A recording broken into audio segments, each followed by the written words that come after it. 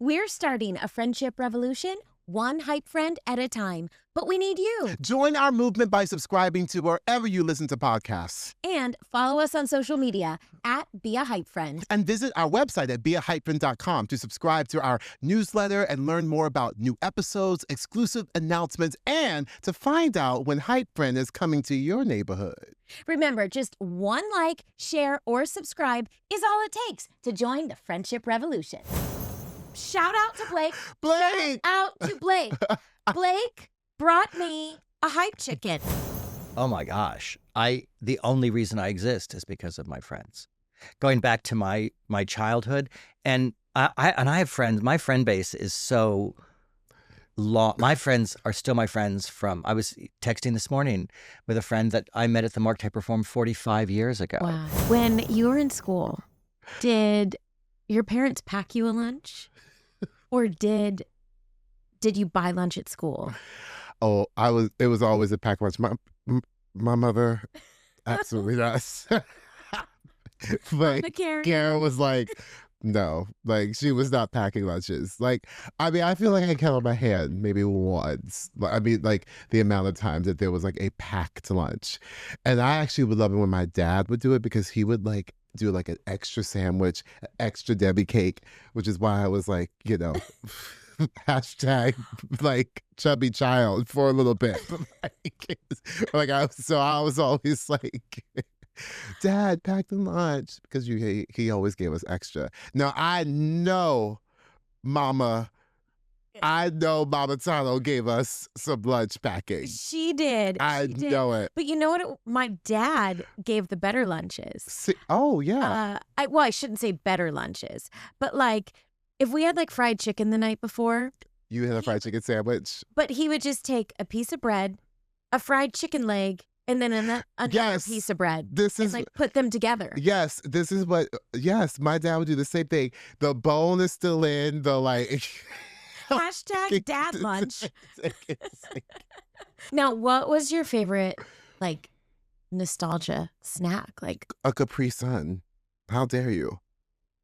We were like living large. Like, got a Capri are you Sun. kidding me? The Capri Sun was it.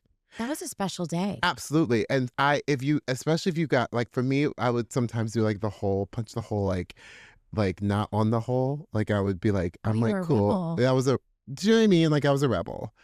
But like I would punch the hole like on like a different end of it. So like, do you know what I did? I punched it on the bottom. Oh yes, the bottom was also a thing. Yes.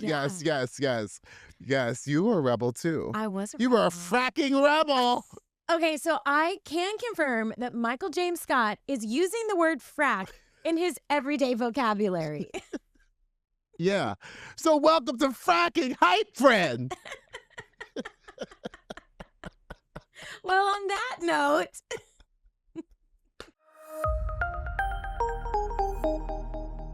Hey there, I'm Ashley Eckstein. I'm Michael James Scott. And welcome to Hype Friend. Yes. Hype. Hype it up. Hype it up. Hype it up. Ow. Okay, wait. I feel like you just turned that into like a CNC Music Factory really song. It was. Totally I was. It was.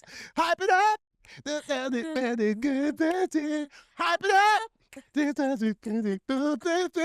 Hype it up. Wait. Did we just find a new theme song? I think so. And also, did you just give this a jingle? Like, what's going on? Excuse you. I mean, I'm obsessed with this. Everything. Ashley, I am without words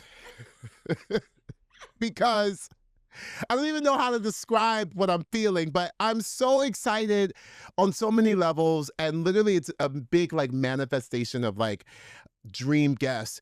We get to have Thomas Schumacher on our podcast today to talk to him. I'm thrilled. I'm really excited. So excited. I made like a special trip just for this. I know. And like, he is worth the special trip. So like, that is definitely, you were like, well, I'm going to be there.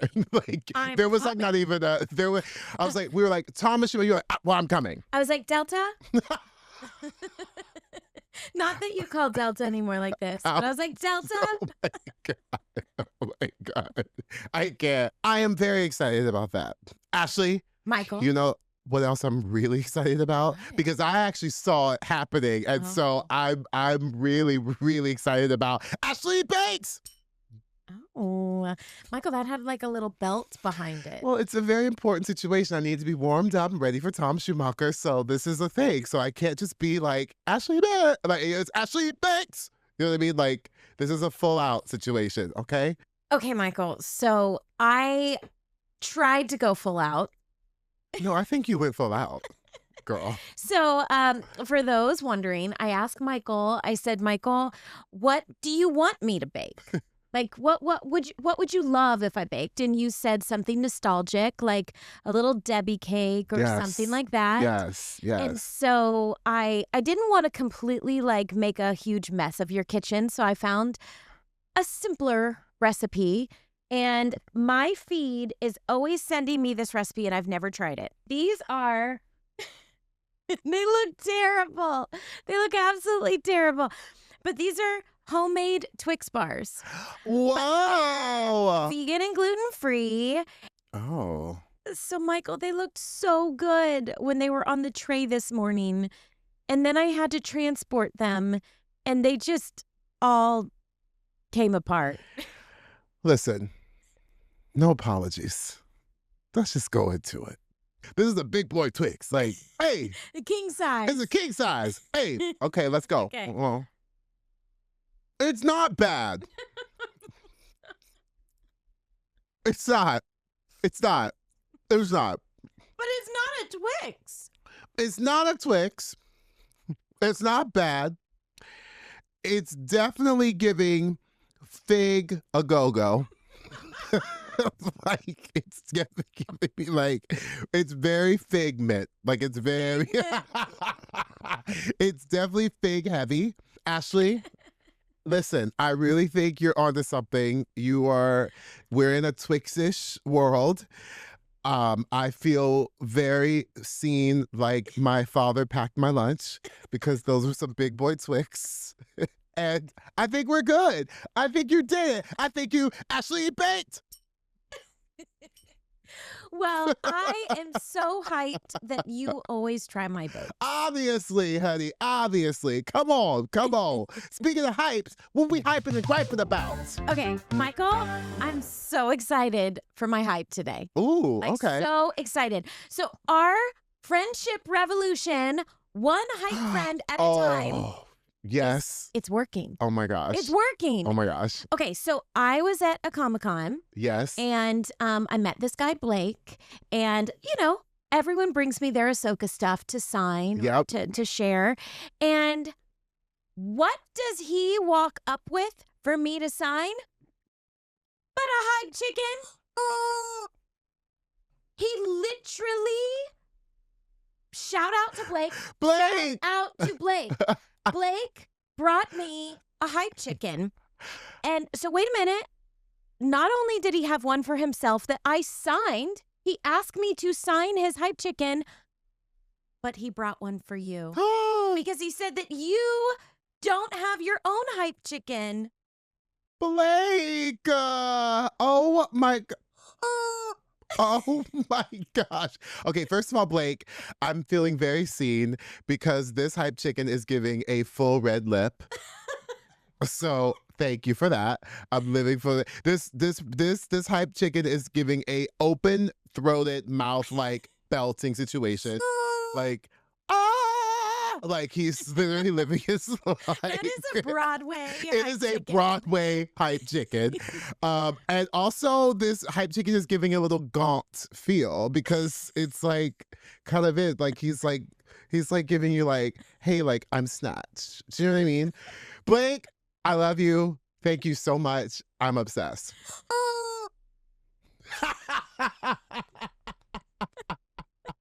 I'm joking, of course, and having fun with it, but I'm actually very touched that like, he brought it, but like it's working. Like it's so awesome. I love it. I'm very touched. We're gonna sit you right there. I also realized, Michael, do we now have a mascot? Does HypeFriend have a mascot? I think our mascot is the hype chicken.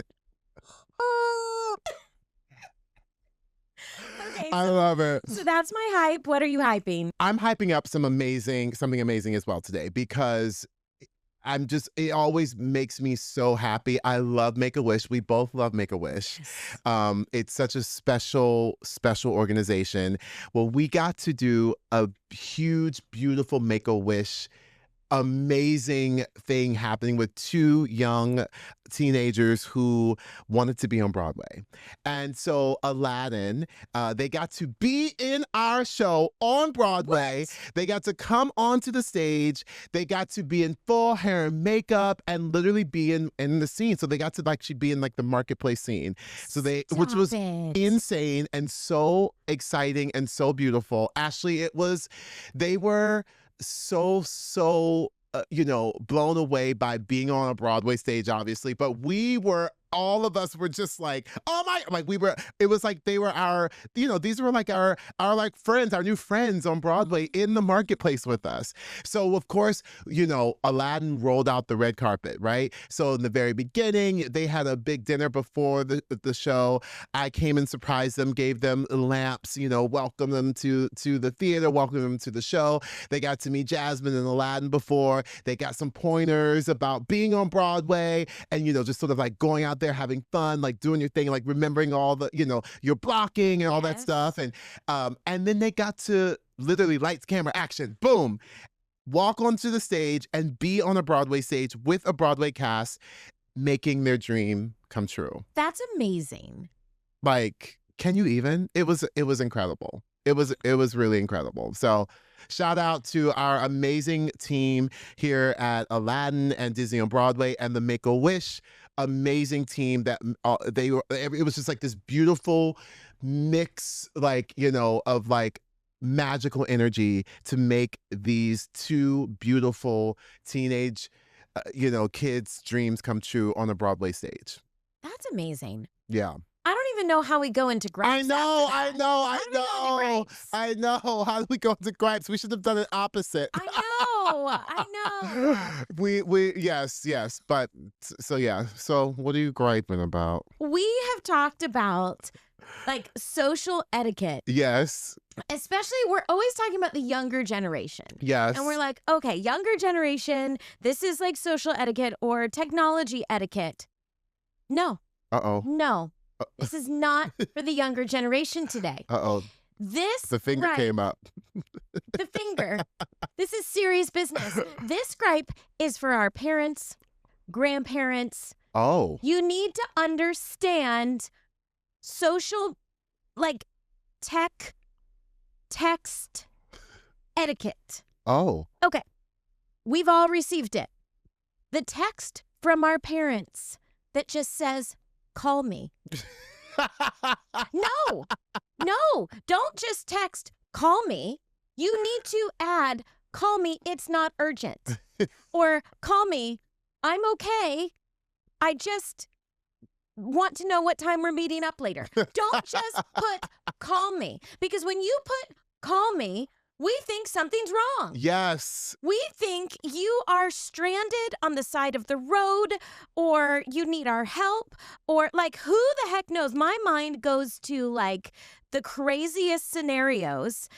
And normally it's just like, hey, I want to tell you about the thing I baked today. No. So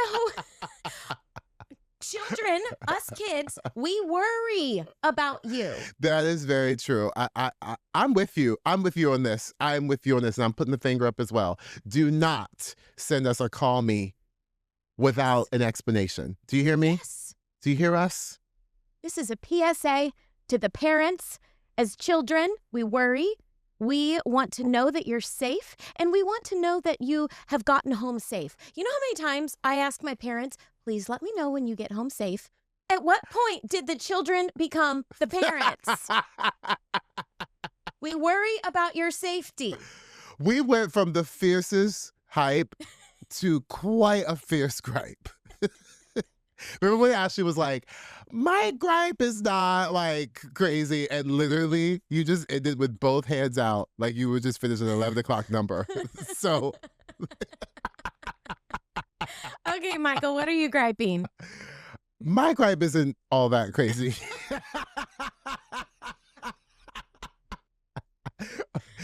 not, I don't think. I am griping about the weather app. I know. Oh. Listen, I cannot be out and about living my life. And I'm like, oh my God, this is amazing. And then at like an hour later, it just rains. Oh. There was no warning. There was no like, Michael, make sure that you cover up your hair. Like it's gonna like, do you know what I mean? Like things are gonna get wet. Like your curls are gonna fall. Do you know what I mean? Like I don't understand how that's not a thing. Like, how dare the weather app not tell me that an hour into me walking around the city, feeling fierce and feeling fine and feeling fabulous with curls locked so tight that I'm giving you Goldilocks realness, that you're not also telling me that it's going to rain. Excuse you. Period. I have so much to say about this. So much. But here's what I'm going to leave you with is because we have to get to Tom Schumacher. Yes.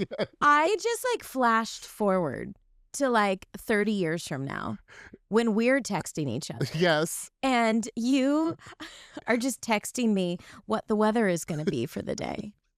Because for those who don't know, Michael loves the weather. He loves it. I'm a little obsessed. I thought you were going to say 30 years from now that I was texting you with curls still.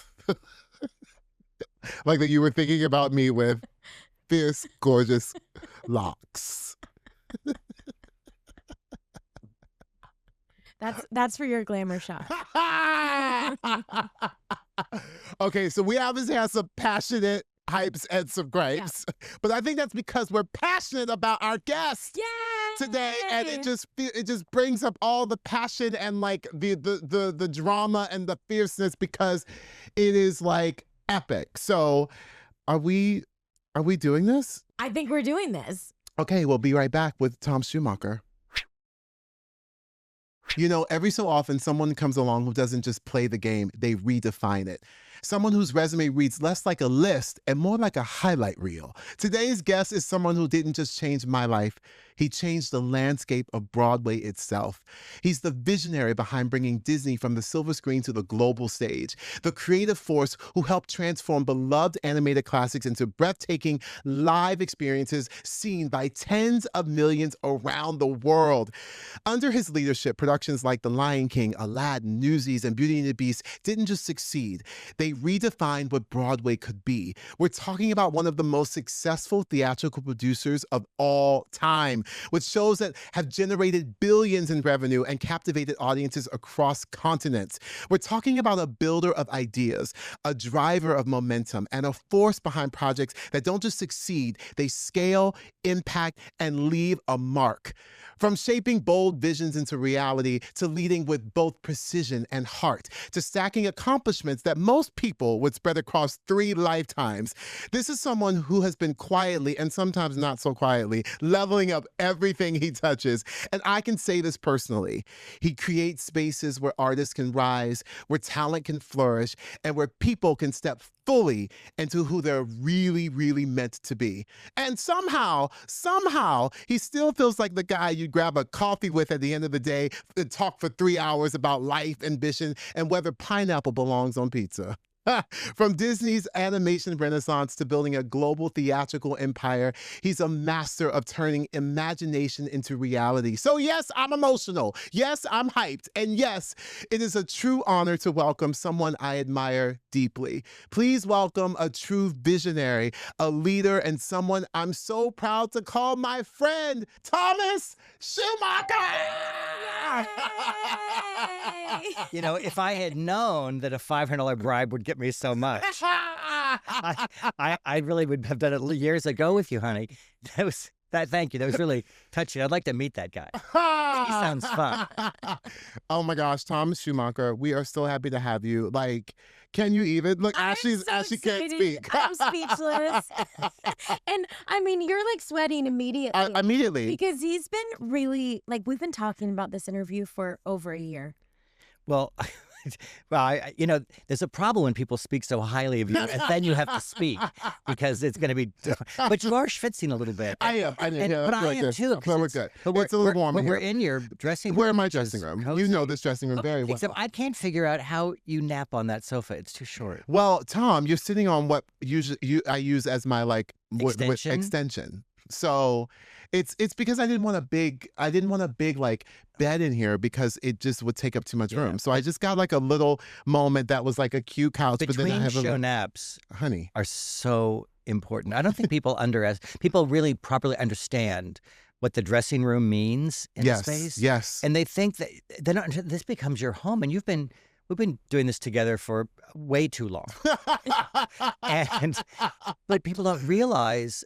I don't think people realize the actual stress of it. They always say, "Oh, they just do a show at night." Yeah. And when you look at your prep, and when you look at, what has to go on in the room down the hall with 5 different shades of glitter alone. Do people know there's 5 different glitters? Did you know there are 5 glitters? I didn't know. 5? Well, you didn't read my book, but there's 5. But there's 5 colors of glitter that he wears. So imagine his pillowcase. Oh, I know. It's like New Year's every night on that pillow. What do you want to say? You got notes. Oh my gosh, I can't believe you. How have you felt most supported by a friend? Oh my gosh. The only reason I exist is because of my friends. Going back to my childhood, and I have friends. My friend base is so long. My friends are still my friends from. I was texting this morning with a friend that I met at the Mark Taper Forum 45 years ago. Wow. And she moved across the country. She's a neighbor of mine. Right? I mean, I'm surrounded by my husband and I have been together for 44 years. I'm surrounded by people, and at my age, 48, that's really crazy. When you get old, these numbers actually seem less frightening. But I've been surrounded by the same friend set for a very long time. And there's new people in there, but I have old friends that we all lean on each other a lot. Because everyone has, in showbiz, right? People have a good year, they have a bad year. They have a good decade or they have a bad decade. Someone's kid needs extra something, you do it. Someone can't make a house payment, you do it. That's what old friends do. Yeah. Well, speaking of friends, I want to know, I feel like everyone has, as the kids say today, these meet cute moments. When did the two of you meet? For a show, he never performed it. I'm not kidding. I'm not kidding. I've heard this. He literally rehearsed. We got to put in, right? I did put it, and I actually did get to do one show. You did one performance? I got to do one show because our stage manager was like, we have to let him do one show. I'm learning that right here. Yeah, so what happened is we were doing Tarzan on Broadway based on a movie that I'd worked on. Yeah. And Chester Gregory was leaving. Yes. And so MJS came into the show. But then the minute he started, I knew we were going to close, but I couldn't announce it because my dear friend and collaborator on the show, Phil Collins, I was advised because of his own personal life, we didn't want to tell him at that moment. So I had to keep this a secret from the company because we hadn't told Phil and we couldn't tell the public until Phil knew. And so he's rehearsing away. I'm thinking, oh, this is just not right. And this was a real moral dilemma. But I'd already been through, the whole making of going to Phil's house, asking him to write Tarzan, working with him on Tarzan, being in Geneva and going to look into the thing. And then, and all that. And so I just didn't want to disappoint him when he couldn't hear it. So we delayed like 2 weeks. And so yes, and so I got to literally do it once. We did a put in, and then it happened. But this is also, I don't know who I thought I was pretending to be, but literally at the sort of closing, party, because we did it. It was like we found out officially that we're closing, and I. Again, don't know who I thought I was. Went up to Tom Schumacher, was like, "You owe me." I felt really bad about this. Seriously. Just to Tom Schumacher. But I cut to years later, we are in Australia well, actually, I get you know, it works out that somehow Michael James Scott is going to be the genie in Australia and open the Aladdin Australian production, right? And we do press stuff, and we're like doing the thing, and literally he was like, "Does this, does, like, does this make up for it?" And I was like, "What?" And here's the thing about Thomas Schumacher: he doesn't forget anything. So you can have a conversation with this man years prior, and somehow it may come back up, that he'll remember some moment that it'll come back around. And he literally was like, "Does this make up for it?" And I was like, "What are you talking about?" He's just like, "Oh, Tarzan." that is hysterical. But you know, the entertainment industry in general, but certainly the theater, because what's different about this than animated movies are their own bizarre, exotic thing made with the most extraordinarily talented people in the world. And I worked at the birth of CG, but it was doing hand-drawn animation before that. And so these artists I'd worked with were amazing. And they were a collective that were together. And many of them had gone to college together before we were at Disney. They'd gone to Cal Arts or what have you together. So they had these long histories. But that's a different kind of film. Traditional live-action filmmaking, you work with someone for 6 months, maybe 2 years, of a lot of pre-pro and stuff. That's over. Yeah. It lives in people's heads. Yeah. But you've seen the movie many more times than the people who were in them have seen them. They did the scene once, right? Or one day. Yeah. But you've watched it 100 times over. But in our business, in the theater, we're together for a very long time. And when I look around at people like our pal L. Stephen Taylor, Yes. who plays Mufasa, he's so glorious in the part. So good. And, so But he good. was a young man in the ensemble. Wow. Who has been with us how many years now? He's now been, I think it's 20. Yeah. I think it's funny because he covered, like, he has a full grown son, and that happened during like, and had a son, the son's off to college. Yeah, son's off to college, and like we have a lot of those. and, like, Bonita Hamilton. She's 20 years easily now. C.D. Monnier, who left, who was Rafiki. So we're together for a long time. Or you work with someone on one show, then they come on to the other. Or stage managers I've known, PAs I've known who are production stage managers, assistants who are you know. Oh yeah. All of it. There's like Tom has like epic assistants who like have gone on to become, you know, to do amazing things. Like, and he's obviously known them for quite some time. Yeah, it's really fun. I think there's 4 lead producers on Broadway in the last season and a half that were either my PA or my assistant, and which I love, right? And then a lot of them are my students from Columbia. Then they grow up, they have kids, they do all this stuff. So I think this side of the industry is where these bonds deeply, deeply form. Kind of what you're doing Scrubs now. So kind of like television. If you're on a long running show, right? You know, I was lucky enough at the very you know, last few years of Norman Lear's life, I got to know Norman a little bit, and he was a big supporter of actually Hercules, which we did. And but when you think about all these people that he touched, he reshaped television. He was a great American. And those things particularly because of long-running shows like that, and the theater in that same way. And I find it beautiful, and I like watching people, you know, because you know, this is the ingenue, and now she's the mother. Yeah, I love that. Yeah, I just love it. Well, okay, let's actually go back a little bit, because I feel like this is it'll be fun to sort of get into some. Let's go viral. I'm going to reach for my cup of tea. Yes, have some tea, because we actually, just a real quick rapid fire questions about, because here's the thing. I don't think... You want short answers, not my usual babble. Like a short anecdote. So here's the thing. A lot of people don't know the scale of the projects you have worked on, like, because you are behind, you are making it happen. So a lot of people don't, you know, maybe realize literally how many things you have done, and maybe that they've seen and they're like, wait, what? Oh, he produced that? Like, what do you mean? Like, oh my God. So we thought it would be fun to do a little rapid fire round of like projects that when you hear the name, when you hear the word or the title of it, something fun, weird, crazy fact about it. But you'd like a short one. A Short-ish. A short-ish one. a behind-the-scenes story, or Yes. something that, let's say, a Disney fan would just love to know. Did you know that a man named Edward Everett spoke for 2 hours at the site of the Battle of Gettysburg? Huh? Lincoln spoke for 2 minutes. Who do you remember? Oh, interesting. Okay, let's go. Yes.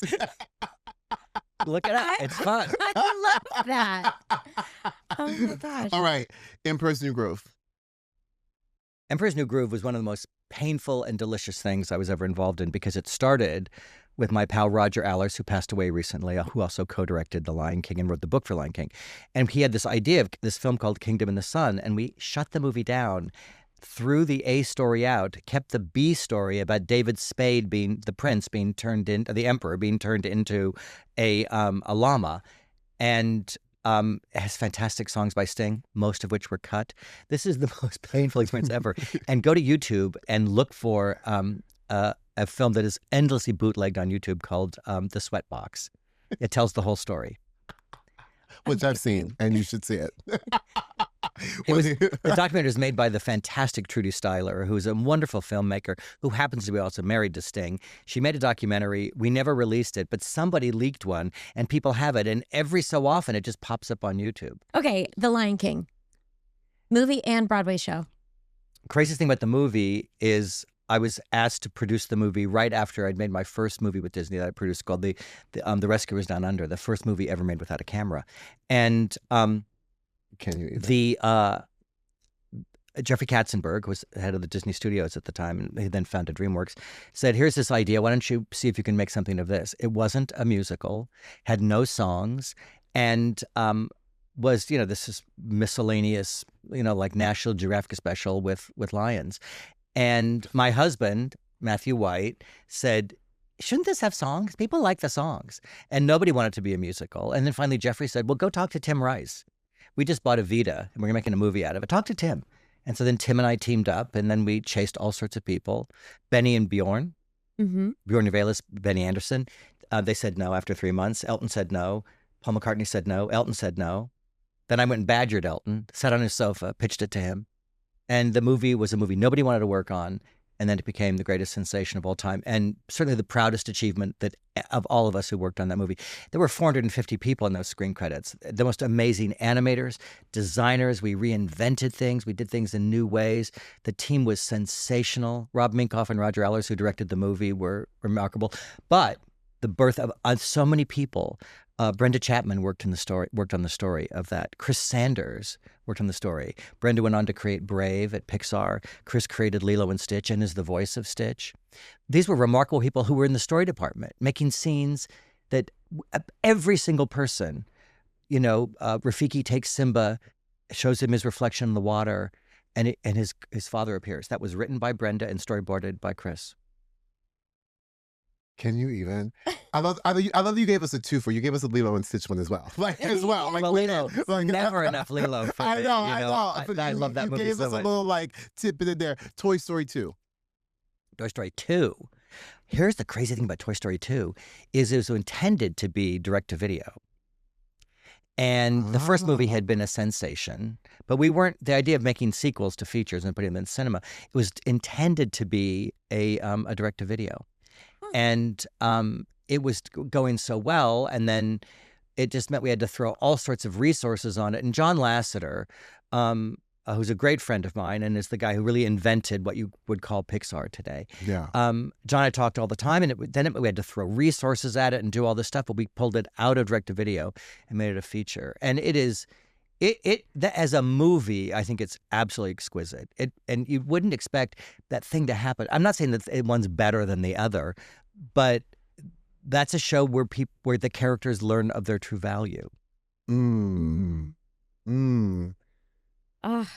more. Okay. The Little Mermaid. The Little Mermaid was made at Disney Studios while I was there.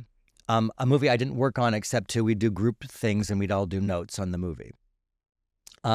And it's the movie that preceded The Rescuers Down Under, which meant that The Rescuers Down Under, which was not a musical, was doomed from the moment it started. But nobody thought Mermaid as a musical was going to be successful. It was a little girls movie. And then the movie, did 85 million, no, actually the Beauty to Death. Anyway, whatever the number was, it popped really big, and people went, "Oh, they like musicals." Well, meanwhile, we're making this story about a little boy gets kidnapped in Australia, a movie I love, by the way.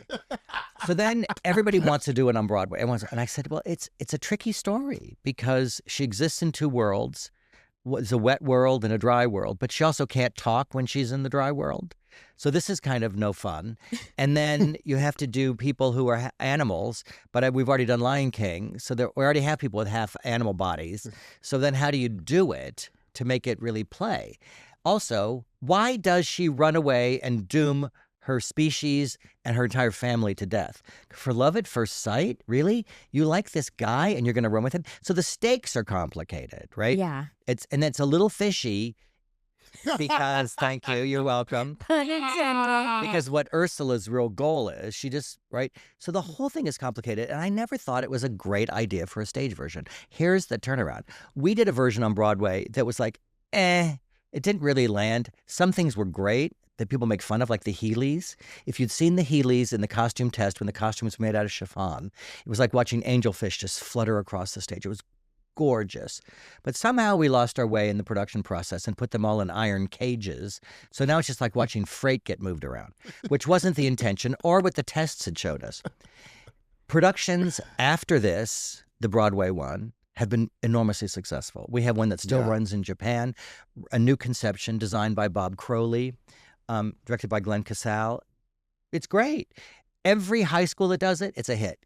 Every time I see it at Tuacahn or the Muni, it's a hit. The Muni does it. There's like 1,000 children or something out there swimming around looking like it is heavenly to see it. I love the score. I think the new lyrics and the new music is so great. But we just blew it on Broadway. Aladdin. The true story of Aladdin is we had a licensing version that had been done, and people were asking if they could pad that out into a 2-act version and have it be like Christmas Carol to do at the holidays. And so we were developing that idea, and I shared bits of it with the great Alan Menken, who of course wrote the songs of your entire childhood. I can tell by looking at it. And he's a very close friend, and he said, "Let me read it." And I let him read it. And he said, "Well, this is not very good, but who did this book, this Chad Beglin? Who is that?" And I said, well, we brought him in to work on and do some new songs and lyrics for new songs and frame it all up and create the story. And he said, well, I want to meet with him. So he went to Alan's house and he opened his cupboards and he pulled things out of drawers. And it's all the stuff that Alan and Howard created for Aladdin that never got used because they created a movie musical. Yeah. Classic musical, but it got turned into an action-adventure movie with 5 songs. And the movie is delicious and great. Yeah. But then the Genie gets totally taken over by Robin Williams, the great Robin Williams, and who is improvising. And by the way, everyone always says it's Robin Williams, and it is Robin, it's his voice. But the 2 other people, Don Ernst, the editor, and Eric Goldberg, the animator, those 2 men shaped the Genie. Yes. Eric Goldberg's brilliant animation, shape-shifting. Every time he becomes a voice, he is the thing. And Don Ernst for taking a half-hour recording session and getting the 2 minutes that were gold pulled out of it. No one ever talks about all the people that make this happen. Mm-hmm. So you love the movie because of all that. We did a reading, and in the middle of the reading, Chris Montan, my longtime music producer and dear, dear friend, turns to me and says, it was during High Adventure, why isn't this on stage? Why aren't we doing this on Broadway? And the penny dropped. And the 2 tricks, I think, are people don't even notice it today. You talk about Robin Williams, and then you look at the Genie. Well, the reality was what Howard Ashman created was this Harlem Renaissance character for the Genie that was Cab Calloway meets a later day Fats Waller. And that these 2 unbelievably generous performers who loved the audience, brought them in, winked at the audience, played with the audience, and came from Harlem Renaissance and came from a specifically Black-style jazz music. By turning the Genie into that and building it around that idea of a character, we then had a window into how to get you to not, because we went to the true roots of the character. Do you know that when the Genie goes, wah, wah, wah, wah, wah, that's just Menken doing what he wanted the orchestration to be with trumpets calling it. Yeah. So anyway, we do that. The second piece of it was how you do the flying carpet. So Michael was there then because we were in Seattle and we were testing out, would even anyone accept this idea of the genie? James Monroe Iglehart, dear friend of both of ours, was backstage in a panic at the first preview because he said, shouldn't I be blue? Will they accept this? And I said, you have to be you. He goes out on stage that first time. At that point, the genie didn't go out till 40 minutes into the show. Yeah. The audience erupted. My name's Genie, what's yours? And everybody is screaming their head off. Instant acceptance because it just felt right, even there. Yeah. But our carpet was terrible. It was a mattress on a stick. And that's the action adventure, right, of the movie, is that carpet ride is flying like a rocket around. But I knew we couldn't do that, so how could we reinvent it? We'll make it highly romantic and make it float on stage. And that was an idea that I'd learned on Mary Poppins from the great designer Jim Steinmeier, a brilliant a magic designer, builder, creator, historian. His books are great, Jim Steinmeier. And Jim had taught me a gag to how to make things levitate from Mary Poppins that we never used. And I called him and I said, could you make a 4x8 platform levitate on stage, freely moving? And without the audience knowing how? And I said, because we have that technique. He goes, it's never been done that big, ever, this technique. But let's try. And a place called Tate Towers engineered it. It's been astounding on stage. Still is. I will tell you, though, it takes very, very, very, very, very, very fast moving parts to make it float. Ooh, you're getting some tea. You're getting some insight. And so there is an operating system that moves very, very, very fast, faster than you could perceive. Yeah. And I saw it and I said, this is kind of dangerous, isn't it? Like, what if someone bumped into it? What if someone was underneath it and their hand touched it? What if they said, oh, well, you'd lose a finger? So we said, well, that's not going to work. And then we had a long conversation. I said, well, there's those table saws that stop when your finger gets near it. Couldn't we figure out something that, allows us to hover, we could protect it somehow? And he said, come back. I don't know, 3 months go by. We come back. And I say, well, does it work? And they said, yeah. I said, what happens if I stick my hand in there? And they said, go ahead. And I did. There's a video of it. It's hysterical. It works. It works. Yeah. So we took two things that were never actually in the movie, a floating romantic carpet in a beautiful Bob Crowley setting where the walls open up, and a genie who doesn't look like your genie. And that's what liberated the show. Everyone who loved the movie comes, they love it. They hear this new music. It was hard. It was hard. We learned something in Seattle. The great Casey Nicholaw came on as our director choreographer. We had a lot of ideas already, and Casey helped shape that. We were all together. We go to Toronto, and then we completely changed the show between Toronto and New York, which has been talked about quite a bit. Yeah. Totally restructured it. Yeah. The genie, we added the genie in the opening number. The opening number didn't have a single character anyone knew who they were. and Chad Beglin and Casey and I had spent a weekend before we went to Toronto. Like, how can we get the genie in the top? We spent the whole weekend trying to work on it, and we couldn't figure it out.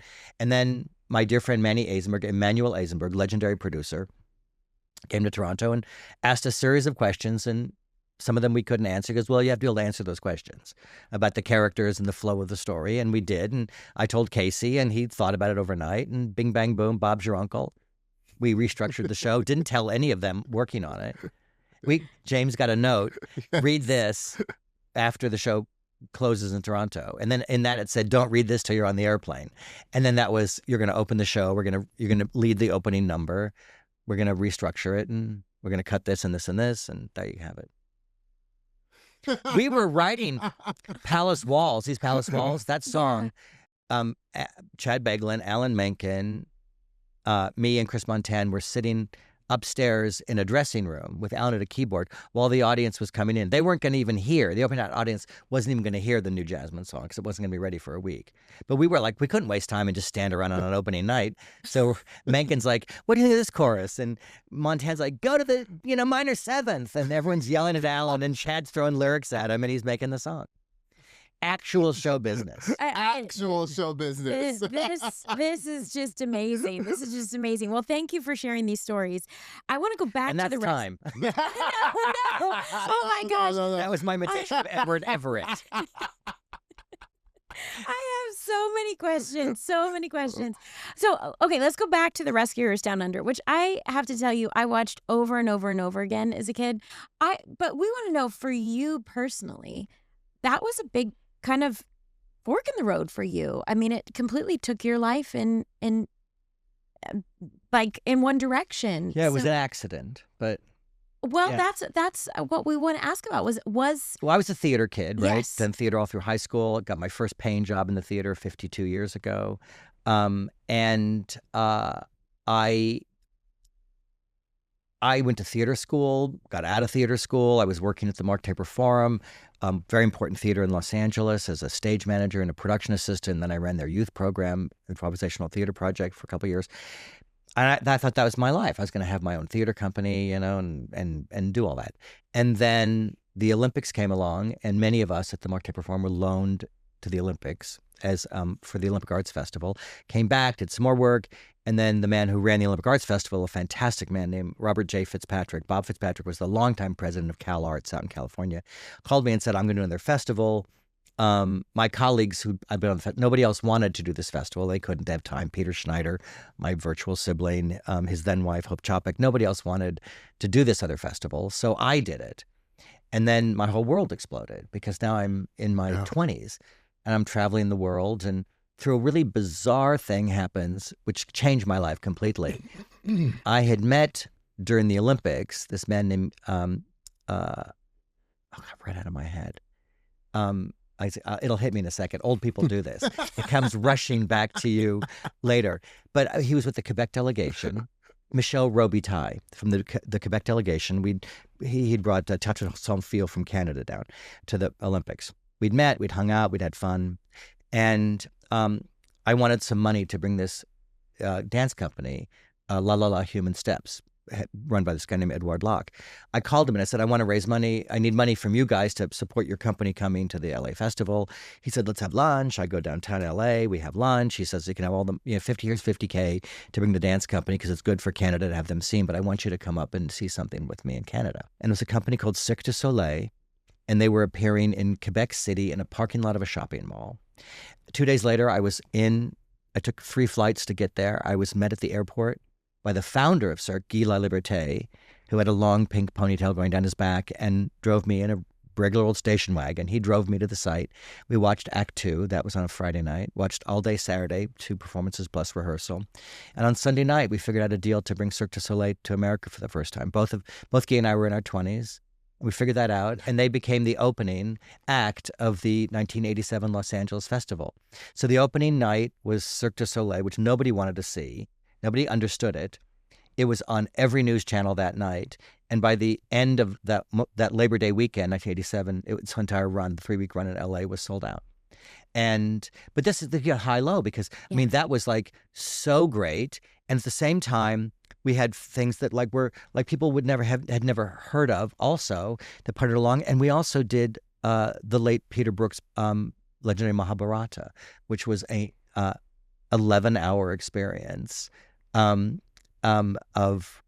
the telling of the Indian religious fable of the Mahabharata, and we did it in a movie studio on a dirt floor. And so all this was happening. We were all kids, and that happened. So then Disney calls. Peter Schneider, my dear friend from Olympics, was now at Disney. He'd been there for about 1.5 years, maybe 2 years. And they were working on Who Framed Roger Rabbit, and they had Little Mermaid going. And he said, "I'm drowning. Why not want to come produce a movie?" And so I did. And then I thought I'd leave. And instead I fell in love. Wow. And people like Glenn Keane, one of the greatest animators of our time, there's like a handful of these guys that were so great. But Glenn would make me sit next to him at portfolio review, meaning when, you know what an audition is, but for animators, you send us your portfolio and we look at it. Yeah. And so And on Fridays, I'd have to sit in this thing like I knew what I was looking at. So Glenn Keane is this extraordinary human and a brilliant animator, says, you need to sit by me. And because he was a painter, he was an animator, he was an illustrator. And so he would literally say, what do you see? I would tell him, he goes, you're not seeing the right things. You look deeper. Then I would look at a shiny, finished picture, and I would talk to it. He goes, that's not where you see if the person's good. Look at the sketch. Then he would show me how to look at sketch, then taught me about thick, thin line, then taught me about color balance and color value. And then all these people I worked with, Mike Gabriel, Hendo Butoy, all these people, Andreas Deja, would let me just sit and watch them work. Watching story artists like the great Ed Gombert work, the brilliant Joe Ranft, who's since passed away, but was the greatest story man of our time. And I did Rescuers with him, and we did Nightmare Before Christmas together, and we did Toy Story together. And these people were so generous and just taught me, how to do this. See, I would say that those people, without knowing it, were hype friends. Like, look how you brought that back. In a way, because even with that they were letting you in on a world that was going to be so valuable for you in your career, and like as you moved forward, and really, I mean, like getting real perspective. I mean, literally like firsthand. Like, perspective to let you in with that, and really allowing, like, basically like just taking that sort of, those boundaries off to that you were right there with them. Well, during that period, I agree with you, everything you just said. In that period of my life, from the Olympics, my life changed on the Olympic Arts Festival in 1984 when I worked with a man named Antunes Filho. He's since passed away, Brazilian director, theater maker. And his theater company was called Grupo de Teatro Macunaíma. And I actually went to Brazil and visited him when we were doing Lion King at one point. He's like, look what happened to you. and I spoke no Portuguese. He spoke no English, but we had Spanish that he could, both of us were competent enough that we could speak Spanish. I so fell in love with his work and the way his mind worked. I understood that idea of this is totally outside of anything I was taught in my theater training, what he was creating, the work he was doing. But I saw in it something magical and something that was transformative. And then I realized along the way that there were all these people who are not academic teachers, but are there to teach you. Mm-hmm. And when you think about what you were talking about, Rescuers, or any of these movies that you would have seen in Disney during our era, I oversaw like 21 of them, either as a producer or as the head of development or the head of Disney animation. So there are 21 that have kind of come into my book. But each one of those movies is made by people, whether the movie was a giant success or just damn good, who were excellent. They were excellent. They knew what excellence was. Nobody wanted to compromise. And this became a battle because animation is all about labor. In the original days, before there were computers running everything, animated movies were it was all pencil mileage. How many inches of pencil did you have to drag your pencil across? But everyone who was doing it at Disney in those days was excellent. The effects animators, the people who make, if you look at Hades, in Hercules, what you see is Nick Ranieri's beautiful animation of Jimmy Woods doing that character.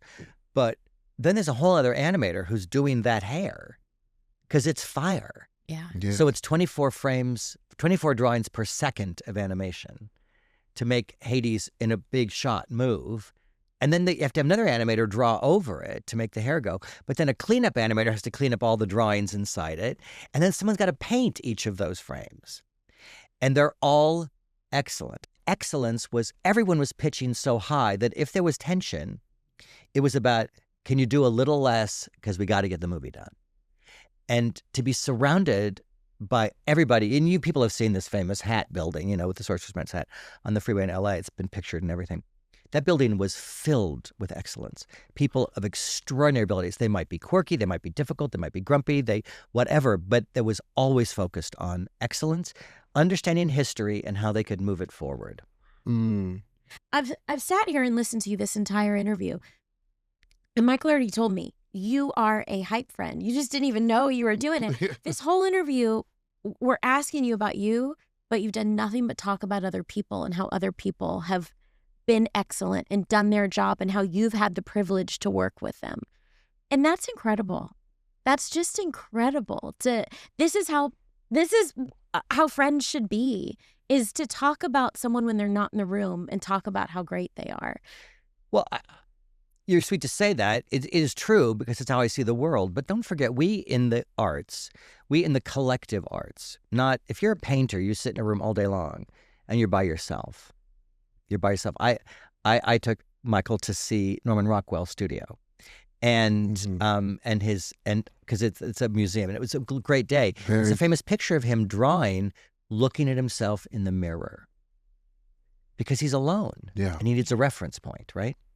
But when you do what we do, we are not parakeets in a cage with our reflection as our only friend. We're in a room filled with people who do something. Our head prop man downstairs. We're in the New Amsterdam Theater right now. Victor retired after 25 years at Disney. This man was excellent. He'd already spent a career working on, Fan with the Opera and all these things. He grew up in a politically aware family. Bella Abzug was a neighbor. His mother played poker with Bella Abzug. I mean, it's crazy. And Victor has this amazing life, but was also a man of the theater. We did, 3 shows in here. I did Lion King with him. And he was with us in Minneapolis. If it weren't for Victor, there wouldn't be Bertha, the elephant, on stage. Victor wouldn't let it happen without making sure that elephant got there. And everyone kept saying, it's too big, it's too complicated, it's too this. Victor made that happen. Victor then did Mary Poppins. And with such care. And then took on Aladdin, which was the most prop-heavy show in the history of the world. Victor was excellent. He still is, but he's not here. He's retired from the business. But Victor Ameling is that it's around you everywhere downstairs. It's around you in all these theaters. And I think people don't notice it. But when someone's hitting that, the next person tries to hit it. And when we're surrounded by people like Ashley Brown, like Michael James Scott, when people who this is my standard, this is what I'm going to perform at. And yeah, I'm not feeling great today, but I'm going to nail this because these people are here. That generosity of spirit and the collective of excellence is infectious. I'm literally tearing up. I'm literally tearing up. How do you, as the person in charge, and you mentioned people are quirky, people, how do you get all sorts of different personalities to come together to be excellent? It's very hard. It's an accident when it's successful. And I'm no genius, right? But I've had access to the most extraordinary IP that developed in our lifetime, certainly, and be able to stand on the shoulders of so many other people. But I'll give you an example. I'll use a name because it's not a bad story. It's a sweet story about Patrick Page, the glorious actor, right? His first musical he ever did was playing Lumiere in the tour. And we'd done 3 shows together. He did Beauty with us. He did Lion King. He was Scar in Lion King on tour and then played it on Broadway. And then he was Frollo in our production of Hunchback. And I adore Patrick. But Patrick has this deep, sonorous voice. And there was some new stage management on Lion King, and Patrick wasn't coming down when they called him. He would come down in time to make his entrance. As he said, I've never missed an entrance in my life. I won't miss this. I don't want to stand in the way. And I don't want to stand around with all of this on my head. It's not comfortable. So he didn't want to be called early. But a stage manager, doing their job and trying to be excellent, said, Patrick, you need to be down here. And he's like, no, I've been doing this show longer than you have. I'll be here when I need to be here. And it got very tense. So Patrick was sent to see the principal. So he comes into my office, and we'd known for a long time. And he had done nothing wrong, except by factors that he can't, that makeup for Scar, the mask for Scar, the scale of Scar, Patrick's voice, and he's the villain. The whole thing together had been part of creating a problem that didn't need to exist. But instead of overreacting on any of it, you have to say, here's what's happening. Here's how these people feel. Here's why they feel that. Here's how you could be aware of making them. And then the whole problem went away. And Patrick never did anything wrong. He's one of my favorite actors in the whole world. I light up every time he comes on the screen. By the way, there was an episode of Gilded Age last year with 3 scars in the same scene. Oh my gosh, really? Yeah. Wow. Yeah. Which I yeah, she loves. Now you're gonna go back. Oh, I'm a massive fan. Yeah. Well, okay. I mean, there's like so many things. I know we could talk to you forever, but I let me just ask you this, like, you know, because you have had so many teams in your career and putting them together and all those things, and people also trying to, you know, be in the business, be in it all.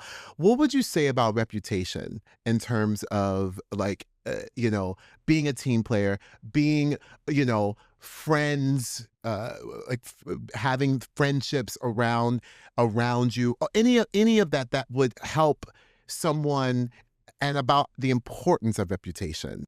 It's tricky because 2 things can be true at the same time. That I think overall, being as transparent as you can be and being as authentic as you can be are hugely valuable. But in so doing, there's always going to be someone who's successful and someone who isn't. There's always going to be the person who got the part, the person who didn't get the part. And there's always going to be the person who was hurt by it. And hurt people.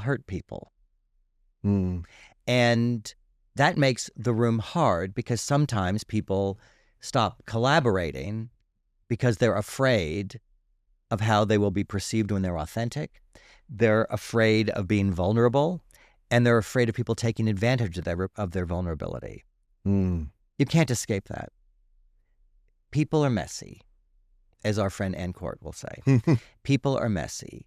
But on the whole, I think being as transparent as you can, being as authentic as you can, and trying to make sure you get to hear all the voices. I think the biggest mistake that people can make in this business, Bob Evans, the great Robert Evans, who I briefly knew, who wrote the famous book, The Kid Stays in the Picture, which if you haven't read it, listen to it on tape. That's what he said to me, by the way. Listen to it on tape. But Bob Evans wrote an article for American Cinema or something, and he said, everyone always says the person with the biggest ego doesn't want to hear from anybody. And he said, I think the exact opposite is true. The person with the biggest ego is not shattered by anything anybody says. So go ahead, what are you thinking about that scene? What are you feeling about that moment in the show? What are you feeling about that? Tell me. Because I'm not going to be wounded if I disagree with you. But if my ego is so fragile that I cannot hear anything different than my own point of view, that's a small ego, not a big ego. So I think having big egos in the room is great, because a big ego is always best idea wins. And the biggest ego says, you have that idea? Literally the end big moment in Little Mermaid, when she's supposed to sing, and instead, in our version, she does a dance step because she started to dance. That came from the board operator on the sound table. And it's in the script of the show today. Wow. Best idea wins. Best idea should win. And if you're comfortable that you have had enough good ideas, listen to someone else's great idea. And so we used to screen our movies at Disney for the entire staff, and everyone could send notes if they wanted. I'd get notes from like receptionists and stuff. But what? Because they're a receptionist this week means that's where they're going to be the rest of their life? No, they might be the smartest person in the room. Send your notes. We'd always say it, send your notes. Now, wow. Do I listen to the public? Yes. When they're acting like the public. I don't like surveys and I don't like research. And people who love research, and I fight about this all the time. But if research worked, everything would be a hit. I like to stand in the back of the theater. We did a screening one day of a movie. We just installed a new theater with new seats. And it was a movie called A Bug's Life. And there were cup holders, which Michael Eisner once referred to as the second greatest invention in the history of entertainment. As a joke, of course. And they had cup holders. And so in the middle of a scene, one little kid, we realized the cup holders have not been glued down. So you could pop them out and then, right, out of the hole in the side of the seat there. And so a kid rattle. And by 5 minutes in, every kid was rattling their cup like it was like a game, you know? And, you know, like that thing where you say those two numbers or whatever. And like every kid's doing it. And someone said to John Lasseter, "Oh my God, I'm so embarrassed for these kids." He said, "Why? They don't like the scene." And they rewrote the section of the movie. Wow. Listen to the audience. But I don't know that you necessarily need to research test the audience. Because if that worked, we got the title, The Emperor's New Groove, from research. Worst title ever for a movie, The Emperor's New Groove. That came from research. And scene. Have I said too much? Oh my God. You have given so much wisdom. I don't even know if you realize just in the past 10 minutes, it's been amazing. Yeah. I want to, this is a question I was asking Michael. I really wanted to ask you because, you know, you always hear it's lonely at the top. And when you're the one in charge, oftentimes that's the loneliest place to be. And, you know, a podcast about friendship. How have you personally navigated friendship in the roles that you've been in? Well, quite obviously not always successfully. Because back to jealousy and why did that happen to you and not me, and I'm smarter than you, and all that stuff that comes with everything. But you've had this happen, Michael, with, you know, why have you worked your entire adult career, right? Why are you doing all this, and why the other person isn't? So that's hard, right? And you know, I'm paraphrasing Shakespeare, but you know, heavy lies the head that wears the crown is true. I was forced to lay off half the Disney animation staff. I was forced by the finance side of the business. Yeah. I had no control over it, but I had to do it. It's my responsibility. And I made a choice at the time, which was to tell everyone who was going to be laid off they were going to be laid off, even people that weren't going to be laid off for like 6 months or a year. I wanted them to know because two things. One, they'll be able to figure it out because it's a pipeline. And if they see nothing coming, they're going to know, well, okay, I'm working today, but nothing's coming down the conveyor belt. But the other piece of it was I thought people are going to make life decisions that are important about where the kids go to school. Are they going to buy a new house? Are they going to this or that? That they should know that this is going to happen. And there was a great disagreement between me and other voices inside the company, whether I should tell everybody. And it hit me very hard, and I took it very hard, and I had to stand there and get punched. But I knew in the long run that by telling people as far ahead as I could, even though I was going to be in a world that was going to be very hostile for a while, that it was morally the right thing to do. And I still stand by that. But when you're in charge, it's hard because sometimes you have to tell people that you really love that it's not going their way. Although I had it once here in this very theater, just right down the hall from where we are right now, where one of the original Michael Bankses had grown up and he couldn't play Michael Banks anymore. And I was like, let me go tell him, because it was early in the show. And I sat down with him and I thought, I know this is going to be hard, but we're going to, and he was like, that's fine. You never know when someone's going to like take the bad news and it'll be okay. Or like, it's fine. Yeah, you know. So, all right, here's the last question for you, because I think I also want to know this. I feel like people would want to hear this from you. But when do you feel like you have fully been seen from a friend? Well, when they notice the thing that you've been hiding. That's when you feel seen. When they know, oh, yeah, I guess you're fully seen then. When the thing you've been hiding, either it's your pain, your fear, the fact that you're overwhelmed, you know, and you can be overwhelmed because you don't know quite how to get out of something, how to get everyone else safely out of it, you know. When you're, Michael knows this, but I'm very particular about safety on stage. And I've done many crazy things, like getting a Tarzan harness and be flung over the theater. So he does everything first. Like he does it before any actor or anybody else. Like he does it. I almost got concussed in the Robertson Eye cabinet breaking. We did that in London. I saw stars and got knocked to the floor. I got hit in the head. I said, well, I'm glad it was me and not the actor tomorrow. But you can't prevent everything. I've tried, and there's certain things I can't do, because I just can't, it would be. But I literally got flown over the theater in Germany where we first did Tarzan, and they pushed the wrong button, and it flopped me around a little bit, the automation button. And just to say, I had a press event right after this, and I had to go back to the hotel and change.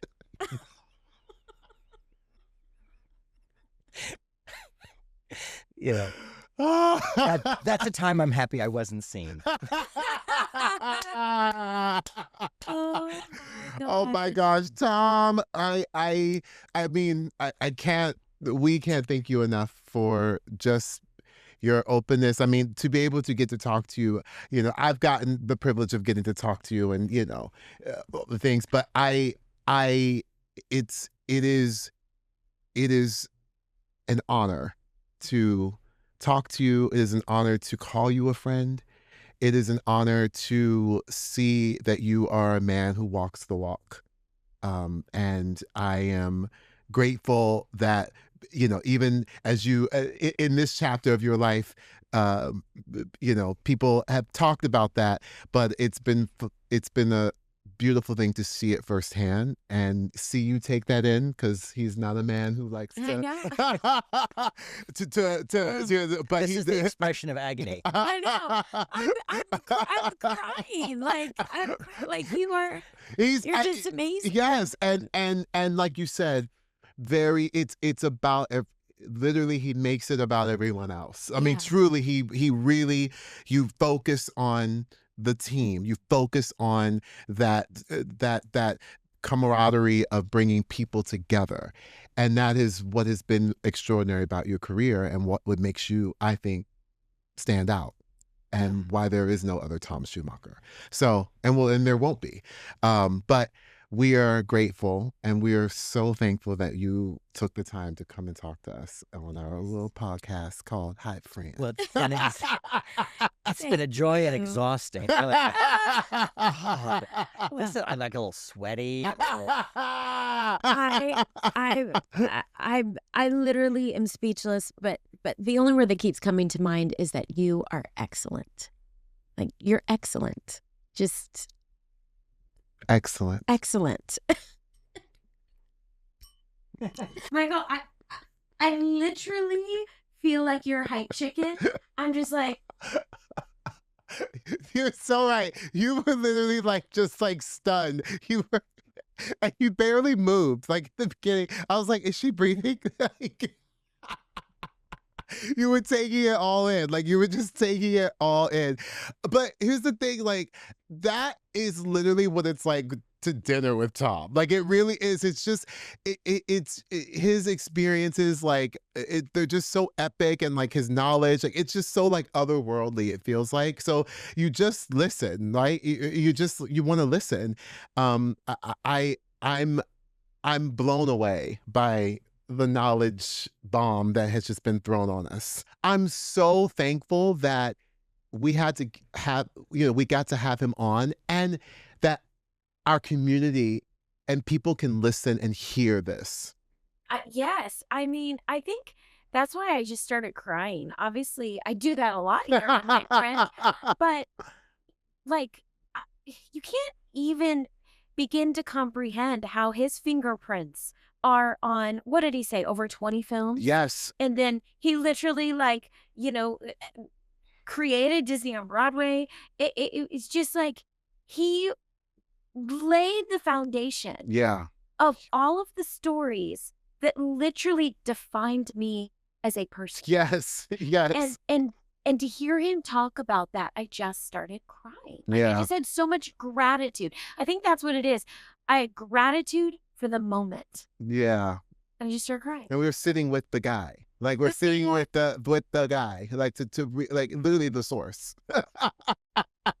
Ashley, there's so many one last things. I mean, I literally how do you even go? How do you even choose that. For me, it would be, I love this idea. What really stuck out probably was that there, you may see the face of something, but that there's an literal team behind that. And behind every face, right?